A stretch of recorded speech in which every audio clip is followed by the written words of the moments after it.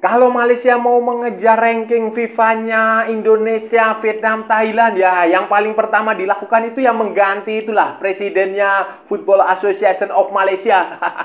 Datuk Hamidin itu diganti, diganti dengan orang yang lebih kompeten, lebih paham sepak bola, misalnya seperti bosnya Johor Darul Taksim itu. TMJ. Nah, itu baru nanti level sepak bola Malaysia itu akan meningkat. Rankingnya akan naik lagi. Halo saudara-saudara. Jumpa lagi dengan komentator gadungan di sini. Dengan komentator yang gadungan. Seperti biasa, saudara-saudara, seperti biasa. Kalau kita sudah bertemu, pasti akan ada yang kita bicarakan. Akan ada yang kita perbincangkan, kita ulas, kita analisis, kita cakap, kita bacotin, kita cangkeman, kita gibahin tentang sepak bola di seputaran Asia Tenggara. Di negara-negara tetangga, negara-negara jiran, negara-negara sahabat, negara-negara serumpun. Indonesia, Malaysia, Thailand, Vietnam, Laos, Myanmar, Brunei Darussalam, Kamboja, Singapura, Timor Leste, Australia, Wakanda, Konoha, negara api, negara angin, negara air, negara dongeng, dan sekitarnya. Semua akan kita bicarakan secara fair, secara jujur, secara adil, tanpa muatan politik, tanpa kebencian, tanpa provokasi, tidak ada hoax. Nah, semuanya hanya berdasarkan fakta dan bukan klaim semata, saudara-saudara. Baik yang sudah lama maupun yang terkini. Bebas, saudara-saudara, bebas, bebas, bebas. Yang penting, sopan.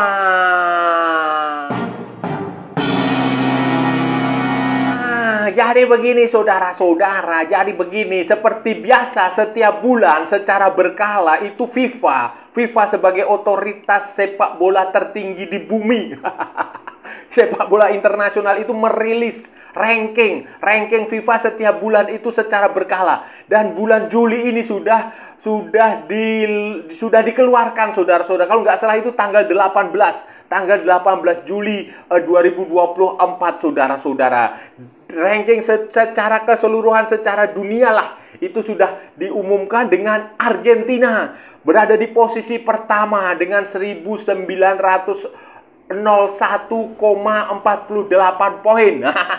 Wajarlah mereka juara Copa America. Kemudian Prancis di posisi kedua, diikuti Spanyol, diikuti Inggris, diikuti Brasil, saudara-saudara. Itu di level dunia. Sementara di level Asia sendiri, saudara-saudara, di level Asia itu ada Jepang.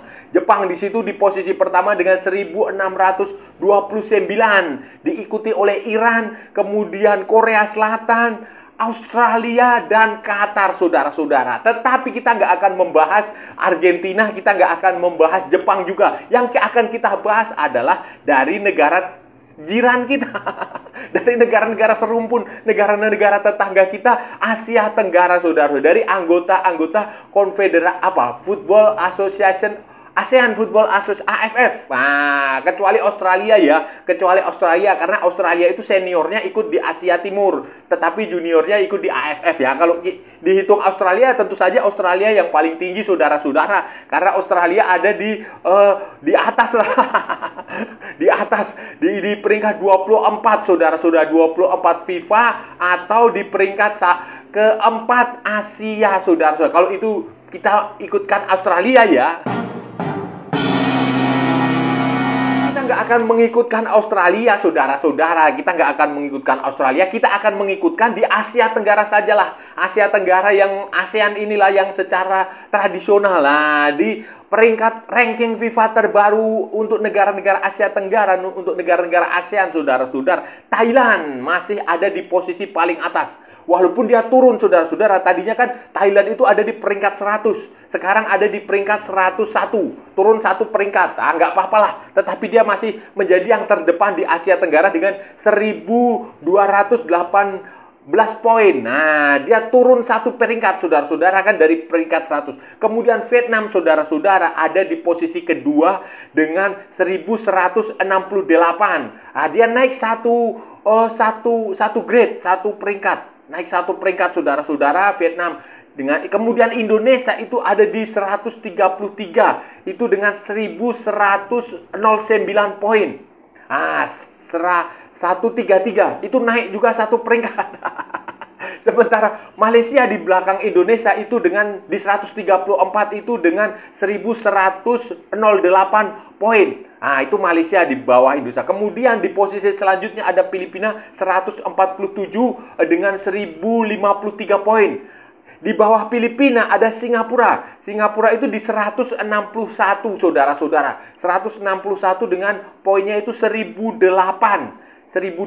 Di bawah Singapura ada Myanmar dengan 166, di poinnya 989. Di bawah Myanmar ada Kamboja.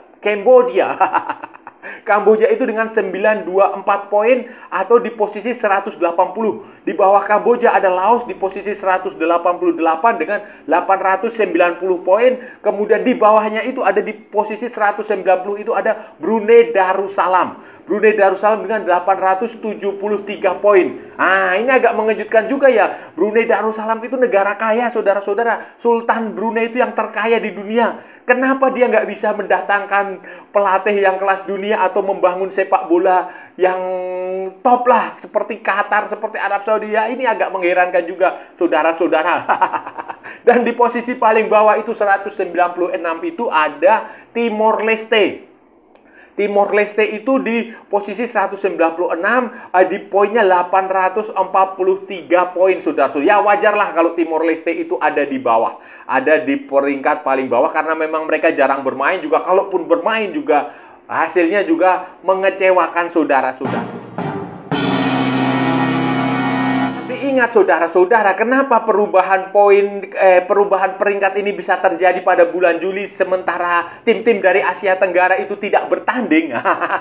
Harap diingat bahwa ini peringkat ini kan tergantung juga dari hasil pertandingan negara lain di konfederasi lain. Dan kebetulan ini saya kasih contoh aja, contoh Indonesia saja lah. Indonesia ini kenapa dia posisinya naik satu peringkat, begitu pula Malaysia? Karena karena pada pertandingan di zona Oseania di bulan Juli ini ada pertandingan di Oseania itu Kepulauan Solomon itu bertanding melawan New Zealand.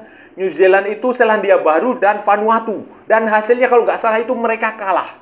Mereka kalah sehingga mereka Solomon ini kehilangan banyak poin. Nah, ketika mereka kehilangan banyak poin, otomatis kan peringkat mereka turun. Nah, peringkat mereka turun itulah dimanfaatkan dengan tim dari Asia Tenggara ini tadi, Indonesia dan Malaysia yang naik. Karena walaupun tidak bertanding, mereka naik, mereka memanfaatkan kesempatan dari penurunan poin Kepulauan Solomon. Dan ini kemungkinan besar juga masih akan berubah lagi di bulan Agustus. Walaupun tidak ada pertandingan, saudara-saudara, di bulan nanti paling ekstrim itu ya, perubahan akan terlihat sangat signifikan itu di bulan September, bulan Oktober, bulan November ketika ada FIFA Matchday. Indonesia akan tampil di ajang resmi di kualifikasi Piala Dunia 2026 zona Asia di putaran ketiga. Sementara Malaysia, Thailand, Vietnam itu mereka hanya akan tampil di FIFA Matchday biasa. Malaysia punya turnamen yang namanya Merdeka Turnamen, sementara Thailand itu punya Kings Cup di bulan Oktober, Malaysia di bulan September, Thailand di bulan Oktober. Jadi itu nanti, dan poin di pertandingan FIFA Matchday biasa dengan FIFA Matchday yang turnamen resmi, kompetisi resmi sekelas kualifikasi Piala Dunia itu nanti poinnya itu berbeda. Akan lebih banyak poin yang di pertandingan kualifikasi Piala Dunia. Poinnya lebih banyak. Jadi kalau Indonesia bisa menang di pertandingan kualifikasi itu melawan tim yang peringkatnya lebih tinggi, itu poinnya akan mungkin kalau nggak salah akan 2 kali lipat dari poin yang didapatkan ketika menang di FIFA Matchday biasa. Sebelum FIFA Matchday September dan Oktober, waktunya masih cukup, saudara-saudara. Ini kan bulan Juli, bulan depan, bulan Agustus. Nah, dan dalam hal ini saya ingin menyarankan kepada saudara-saudara saya di Malaysia, kepada kawan-kawan saya di Malaysia, kepada tetangga saya di Malaysia, bahwa baru saja kan Malaysia melakukan pergantian pelatih.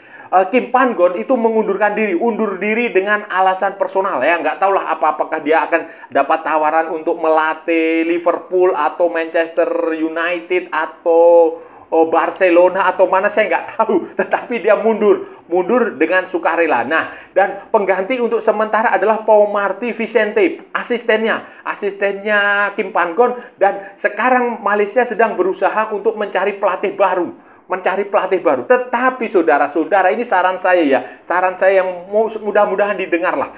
Sebelum kalian mencari pelatih baru, ada baiknya melakukan pergantian pengurus. Pengurus itu digantilah, khususnya Datuk Hamidin, diganti dengan orang yang paham bola, orang yang pintar lobby.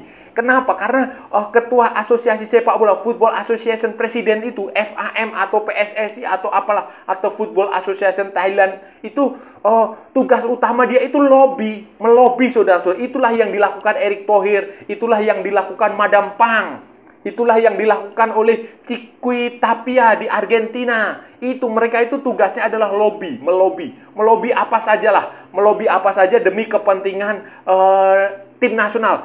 Salah satu yang menurut saya harus segera dilobi itu adalah pemain-pemain grade A, pemain-pemain keturunan Malaysia yang ada di luar negeri. Saya yakin ya, ini menurut saya banyak sekali pemain keturunan Malaysia itu nggak mau main karena lobbynya dari Datuk Hamidin ini tidak bagus. Jadi Datuk Hamidin harus diganti oleh orang yang berkualitas, yang punya kemampuan lobby, punya jaringan luar yang bagus, saudara. Misalnya TMJ, bosnya pemiliknya, presidennya Johor Darul Takzim, itu saja ganti sama dia. Saya yakin kalau TMJ menjadi presiden FAM itu, wah itu lobbynya bagus. Kan terbukti sebelumnya ketika pemain-pemain seperti Dion Kuls, kemudian si Junior Esdal itu kan hasil dari lobbynya TMJ, bukan?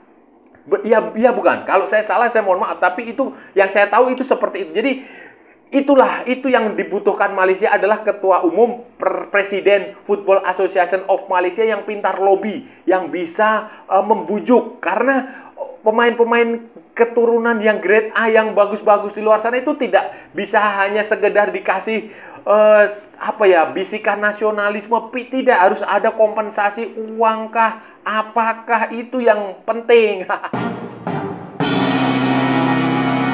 Itu saudara-saudara. Selain itu ya, saran saya kepada saudara-saudara saya lagi supaya membenahi sepak bolanya adalah carilah pelatih lokal. Karena dalam sejarah sepak bola Malaysia itu pelatih lokal itu jauh lebih punya prestasi. Memang ini ya, Malaysia pernah meraih medali emas SEA Games tahun 1979 itu dengan pelatih asal Jerman, Karl-Heinz Wegang. Kemudian medali emas tahun 1989 dengan Trevor Hartley. Dua itu adalah pelatih lokal, pelatih asing Malaysia yang cukup sukses. Tetapi pelatih lokalnya jauh lebih sukses lagi, saudara-saudara. Kalau saudara-saudara ingat, Raja Gopal. Raja Gopal adalah pelatih yang memberikan Malaysia medali emas SEA Games 2009 dan Piala AFF 2010. Kemudian ada lagi Ong Kim Swee, itu juga pelatih yang memberi medali emas SEA Games 2011. Kemudian ada lagi Kupan, Kupan, itu yang memberi medali emas SEA Games 1977. Itu saudara-saudara. Jadi Tan Cheng Ho menjadi runner up di 2018 AFF. Kemudian Dola Saleh runner up 2014. Wan Jamak, Wan Hasan runner up Piala AFF 1996. Kemudian siapa lagi? Aras Sarat 6, itu silver medal 1971 SEA Games. Kemudian ada lagi Abdul Rahman Ibrahim, silver medal 1987 SEA Games. Jadi Malaysia itu saudara-saudara pada hakikatnya, pada takdir dia itu adalah pelatih-pelatih lokal. Beda dengan Indonesia yang memang harus dikatrol dengan pelatih asing karena mentalitasnya. Mentalitas pemain Indonesia kalau tidak dengan pelatih asing itu agak lain gitu loh. Jadi ini perbedaan antara Malaysia dan Indonesia. Thailand itu sama dengan Indonesia, harus pelatih asing untuk mengatur. Jadi menurut saya yang paling tepat untuk menggantikan Kim Pan Kun ya pelatih lokal lah. Entah Tan Cheng Ho, entah Raja Gopal, entah pelatihnya Selangor, entah pelatihnya mana lagi lah. Saran saya untuk tetangga kita yang lainnya, Vietnam dan Thailand. Vietnam, Thailand, dan Filipina, ya terus tingkatkan prestasi lah, terus tingkatkan. Thailand ini sebenarnya kurang beruntung saja kemarin, saudara-saudara. Thailand ini sebenarnya kurang beruntung saja untuk lolos ke babak putaran ketiga, saudara. Karena ya Singapura pada pertandingan terakhir tuh Singapura harus cetak gol. Kalau Singapura nggak nyetak gol, si Fandi itu, Irfan atau si Iksan itu dia mencetak gol, ya Thailand yang akan lolos menggusur Cina. Dan kalau si kipernya Hasan Sani tidak bermain kesetanan seperti Emiliano Martinez, ya mungkin saja Thailand yang akan lolos mengalahkan Cina. Kan terbukti kemudian si Hasan Sani kemudian menjadi bintang di Cina sana. Itu Thailand. Jadi Thailand ini saya rasa dia akan bangkit lah. Ini Thailand ini tim yang stabil. Siapapun pemainnya, siapapun pelatihnya, mereka memang habit mereka itu memang sudah levelnya sudah level Asia. Ya mungkin di masa depan Thailand dan Indonesia akan bersaing. Kemudian Vietnam. Nah, Vietnam ini juga harus teruslah meningkatkan prestasi mereka lah. Nggak usah terlalu menghiraukan perkembangan sepak bola di Indonesia, nggak usah. Karena banyak sekali berita di media mereka khususnya, ya walaupun itu benar apa enggak saya juga nggak tahu. Tetapi itu mereka fokus saja dengan pelatih baru yang dari Korea Selatan itu untuk mengulang sukses Pak Hang-seo. Walaupun kemungkinan besar akan susah, saudara-saudara, akan susah. Karena setiap pelatih itu punya eranya, punya zamannya. Setiap tim, setiap klub, apapun itu punya eranya. Barcelona pernah punya era sendiri, Manchester United punya eranya sendiri, Arsenal punya eranya sendiri. Jadi sekarang eranya sudah bukan Vietnam lagi. Kemudian Filipina, Filipina itu tetap menurut saya punya potensi untuk bersaing di papan atas Asia Tenggara, di level Asia juga, karena mereka punya banyak pemain keturunan yang hasil lobbynya presiden asosiasinya yang luar biasa. Dan ini akan bagus lah. Filipina ini ke depan, masa depan mereka akan bagus dengan pemain-pemain yang keturunan juga, pemain-pemain yang keturunan, ya kita bicara keturunan karena setiap negara itu punya undang-undang yang berbeda tentang naturalisasi. Negara kayak Filipina itu mereka nggak kenal naturalisasi karena mereka punya duit kewarganegaraan. Siapapun keturunan Filipina bisa langsung dikasih paspor. Ya kayak mirip kayak Malaysia, mirip kayak Thailand begitulah. Indonesia sendiri bagaimana?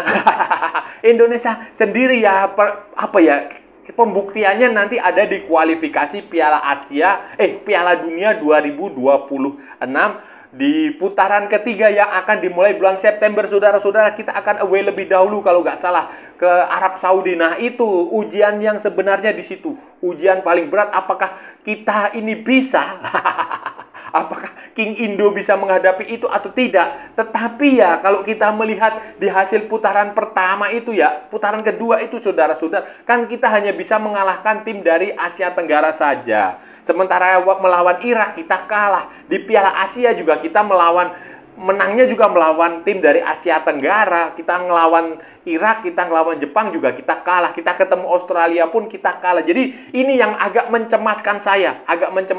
Apakah itu Indonesia bisa melewati ujian itu? Kalau Indonesia bisa, wah luar biasa. Luar biasa, saudara-saudara, luar biasa. Kalau Indonesia bisa mengatasi itu, bisa mengalahkan Arab Saudi atau minimal menahan imbang Arab Saudi, kemudian mana lagi Australia, kemudian mana lagi Jepang.